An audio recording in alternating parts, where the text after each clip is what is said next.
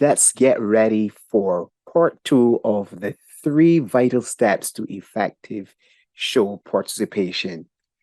This is brought to you by the Barbados Entrepreneurial Foundation and the $20 Challenge. And I'm Troy Holder, your marketing trainer and branding coach. And I'm excited to continue sharing this with you. I have a question for you. Have you ever attended a trade show or a pop-up shop and got really excited by the level of participation and energy of the persons who are managing the booth? Hmm. If you have, then you know what you need to do in order to turn your booth experience into a selling environment. This is step number two, show time. This is about being on stage. And you need to recognize that there's no turning back at this stage. This is game day. You are at the event. You're preparing to meet individuals. You're preparing to sell. You're preparing to share. You're preparing to sample. You're preparing to have an awesome experience. All of your preparation has led you to this point, and you are on stage. And when you're on stage, you have to perform, and you have to perform with excellence. So let's dive deeper into some of the key things that you need to consider on Showtime Game Day.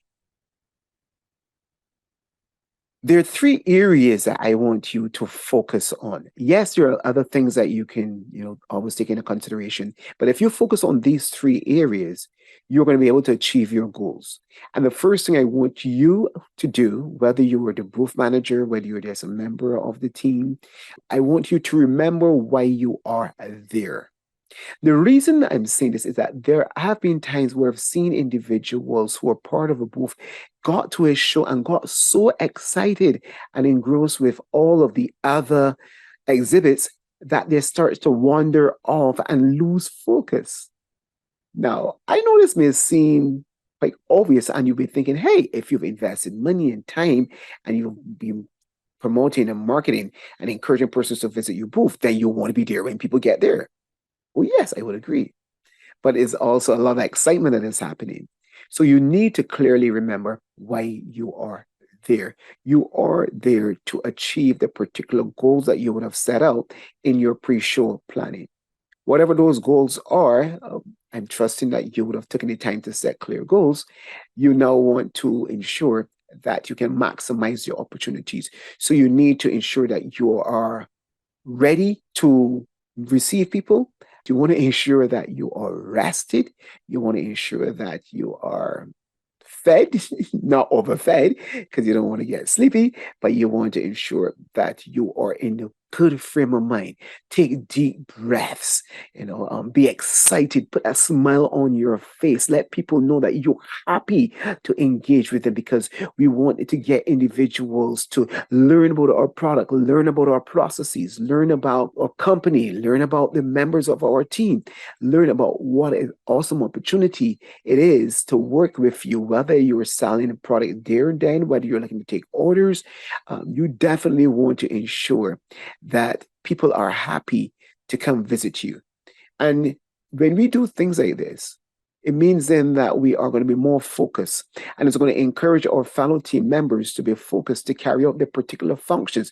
People have individual tasks. Ensure that they're carrying out their tasks in such a way that we are going to be successful, because you can make money at the pop-up shop, and you can make even more money by obviously putting the systems into place that allows you to be able to capture leads. You can look below and you can see we can be jumping and talking a little bit more about capturing leads and orders.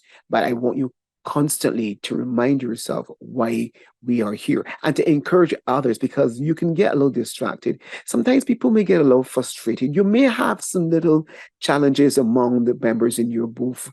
As the booth manager or as a senior member of the team, you have to be prepared to work those out. There may be some instances where what you were expecting from the event planner and from the event producer didn't always pan out. Don't make a big fuss. Don't get overexcited. Don't get overworked out. Remember why you were there.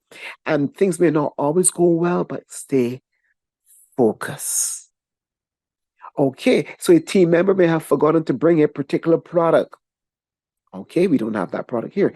Can we get someone to go and run and fetch it for us, or do we have to continue without it? And this is critical for remembering why you are there. Do not allow the distractions to cause you to miss the big picture. Are you with me? Can you promise that you will do your best to stay focused, to work as a team, and to fulfill the purpose for which you are there? That is critical. You do that, and you're on your way to success. Now, that brings me to the area in terms of managing the booth space. Remember, I said to you in the previous video to see your booth as a sales environment. It is not a place for your friends and family to hang out and chill. Now, clearly, if they have an interest in what you're offering, by all means, encourage them. But do not encourage family members and friends to just come and hang out by your booth. And I know some people would say, hey, that can make our booth look busy. What it can also do is make people think that your booth is so busy that you really don't have time for them. And as a result, they'll wander off and to view other exhibits. Mhm. So you have to be very, very mindful of that. Now, I know that sometimes you're tempted to ask, a family member or a friend who just happened to be passing through to, man your booth for a short while you go visit other exhibits. You don't want to do that. Remember, you need to ensure that the persons who are in your booth are competent and properly prepared to help you to achieve your particular goals. They can respond to queries and show the product with a level of confidence. So you need to ensure that whoever is there at any given time, I've said it before, I need to say it again, that they are able to help you to promote your product. Believe me, overcrowding can become an issue very, very, very quickly, but you do not want to do that. And let's look at now the third area on showtime. Remember, you're on stage and capturing leads is critical. Now, I know I've seen it many times where individuals who are exhibiting can get preoccupied with making sales on the floor. But do you know that there are some trade shows that does not allow selling on the floor? Because obviously it starts to get into like the flea market kind of environment. When you think in terms of the cost of preparation, the space and time and effort to focus on selling product on the floor, I think that is pretty expensive rent you're paying for that time. There will be people who will be interested in your product and who want to try it. By all means, allow them to. But I want you to focus on capturing leads. Yes, leads are persons who have expressed interest in your product. They may be hot leads, like persons who are ready to have a voice sent to them or a proposal. And it's like, hey, we want to do business with you, and we want to do business with you right now. But then there are persons who may not be that hot a lead. There are persons who may want more information about what you're doing. And you must be prepared to provide them with that information. Now, I need to warn you here because I know how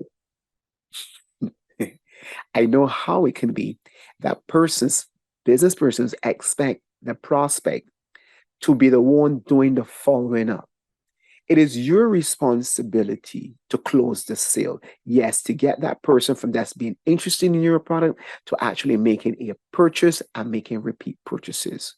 So you want to collect their information. Now, it's okay if you choose to give them your information, but it is your responsibility to collect their information, at least the name and telephone number. And if you can get the email address, so be it. And if your business is one where having their physical address is important, then you ask for that information. And you want to ensure that that information is guarded. You want to ensure that information does not get misplaced because that is the information that you're going to be using in the days ahead to reconnect with that person who would have viewed your exhibit, to follow up with them. That is the critical element. But we will talk a bit more about how you can actually go about following up. But as we are heard at the show time, you want to capture that information. You also want to capture orders. Yes. And I've seen persons on market day taking orders, but they have left out a significant step in the order taking process. What do you think it is? Hmm. If you want to pause this video here for a moment and think about what could be the step that so many persons have left out when they're taking pre-orders. Okay, you pause, you thought about it. Did you guess that it was not asking for a deposit? If you guess that, you are indeed correct. Because if you do not ask for a deposit, then the person has not made any significant commitment. We talk about having skin in the game. You are committing to making the product, you're committed to producing the service, but the person who requested it has not committed to anything. Making a deposit on orders is a commitment to a purchase. Now, would a person make a deposit and still not follow through? Yes, they would.